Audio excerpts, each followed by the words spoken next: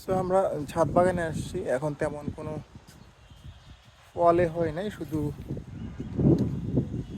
Dragon ফলের কিছু ফুল দেখা যাচ্ছে। বেশ কয়েকটা ড্রাগন ফল গাছ আছে। এটা হচ্ছে ড্রাগন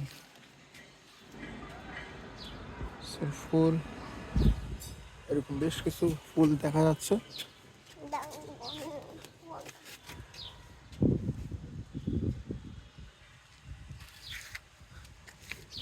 সো এটা খুবই ছোট গাছ, তারপর কিন্তু বেশ কয়েকটা ফুল ধরছে। হ্যাঁ ধরেছি। হ্যাঁ ধরেছে।